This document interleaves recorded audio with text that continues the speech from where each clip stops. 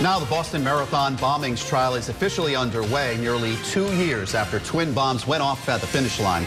The trial beginning with a startling admission from the defense. The attorney for Dzhokhar Tsarnaev told jurors today his client admitted to playing a role in the bombings, but he was greatly influenced by his older brother, Tamerlan, who died in a shootout with police. Now the prosecution, however, is seeking the death penalty, saying the goal of the bombers was to kill as many people as possible.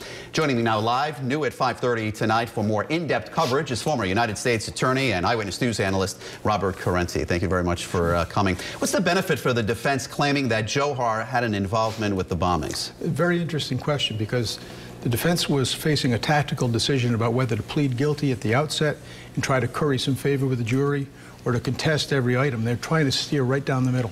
Well, the defense is claiming that Tamerlan was the ringleader in all of this, and he had a lot of influence on his brother. How much of that argument will hold up in court?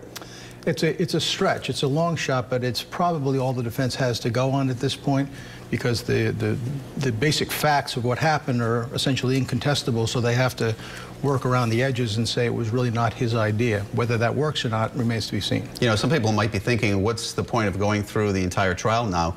He's claiming he had some involvement in this. That's going to be an interesting development to watch, because the trial judge will have to be watching the evidence closely and saying, why do we need to sit through 2 or 3 weeks of really grueling evidence and very graphic stuff if he's already said, yes, I did it. You know, this is speculation, but the judge denied the 4th change of venue request this week. If that would have been granted, do you think they might have used this strategy here? I don't think so. I think that the basic decisions that were made in terms of the tactics of how they were going to defend the case were probably going to be the same regardless of whether the case was being tried in Boston or somewhere else. And how does the death penalty come into play here at this point? Well, remember, because it's a death penalty case, there are going to be 2 proceedings. We're in the guilt phase first, and once that concludes, if he is found guilty, and it looks like he will be, there's a whole second proceeding based solely on the issue of whether or not the death penalty should be imposed. Okay, former U.S. Attorney Robert Corrente, thank you very much for coming in.